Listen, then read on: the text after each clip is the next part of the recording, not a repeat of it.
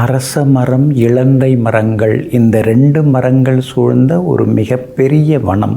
அந்த வனத்தை பார்த்த உடனே அந்த முனிவருக்கு ஒரு ஆசை வந்துருச்சு.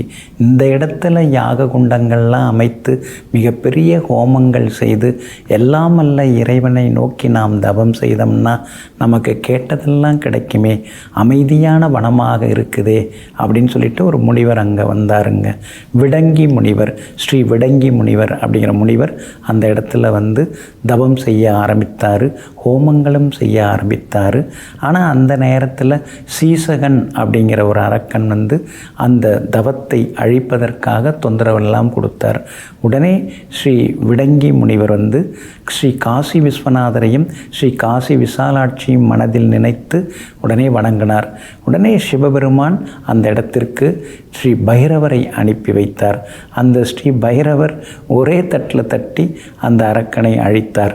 அதுக்கு பிறகு அந்த பைரவர் அங்கேயே குடிகொள்ள ஆரம்பித்து விட்டார். அப்போ ஒரு நிகழ்வு நடக்குதுங்க.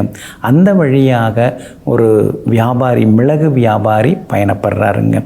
அவர்கிட்ட வந்து சிவபெருமான், அதாவது வயோதிக வடிவில் வயசான கோலத்தில் போய், நீங்கள் வந்து எனக்கு கொஞ்சம் மிளகு கொடுங்க, மிளகு கஷாயம் குடித்தா எனக்கு இருமல் காய்ச்சல்லாம் சரியாகும், சளி தொந்தரவுலாம் குறையும், மிளகு கொடுங்க.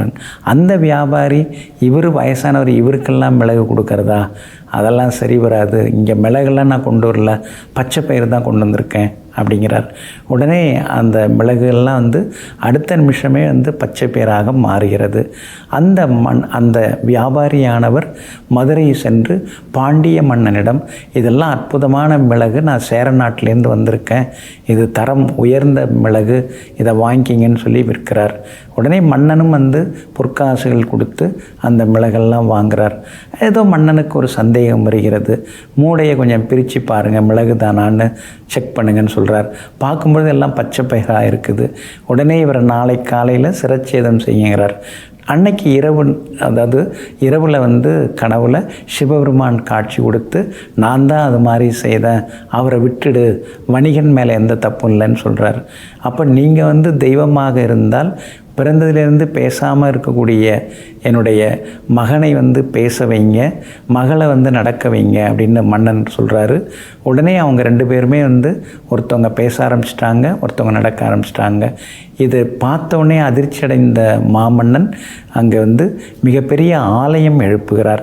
சிவபெருமானுக்கும் பைரவருக்கும் மிகப்பெரிய ஆலயம், அதாவது 8 பிரகாரங்கள், 8 தெப்ப குளங்களோட மிகப்பெரிய ஆலயத்தை எல்லாம் அமைத்து வழிபட ஆரம்பிச்சிட்டாருங்க. இந்த கோவில் ரொம்ப ரொம்ப சக்தி வாய்ந்த கோவில். இங்கே இருக்கக்கூடிய பைரவருக்கு கொங்கு வடுகநாத சுவாமி அப்படின்னு பேருங்க. கொங்கு வடுகநாதர். இங்கே இருக்கக்கூடிய பைரவருக்கு வந்து வடுகநாதர் அப்படிங்கிற பேர் இருக்குதுங்க. இவரை வந்து நாம் வந்து மிளகு தந்து வழிபட்டோம்னா நம்முடைய துன்பங்கள், துயரங்கள், வழக்குகள், பிரச்சனைகள், மனோபீதி, பயம், தடுமாற்றம், நடுக்கம், இதெல்லாமே விலக ஆரம்பிக்குங்க. வழக்குகள்லாம் தீந்துரும், எதிரிகள்லாம் அழிஞ்சிருவாங்க. இங்கே வந்து மிளகு தாங்க நைவேத்தியமாக தரப்படுகிறது.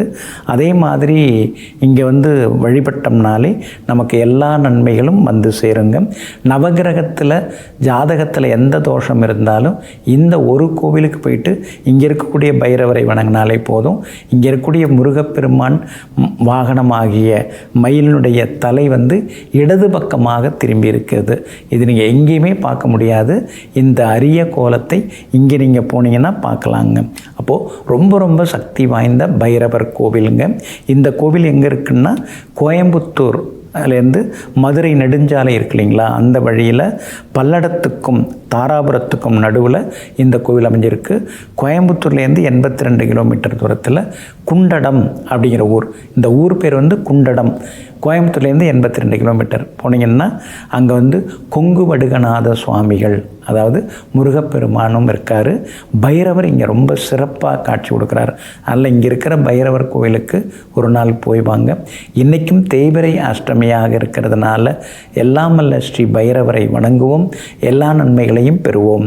நெஞ்சிற்கினியவர்களே, சுக்கிரவாரமாகிய இன்றைய நாள் உங்களுக்கு அஷ்டலட்சுமி யோகத்தை அள்ளித்தரும் அதிர்ஷ்டகரமான நாளாக அமையட்டும். மீண்டும் சந்திப்போம். நன்றியுடன் உங்கள் ஜோதிட முனைவர் KP வித்யாதர். வணக்கம்.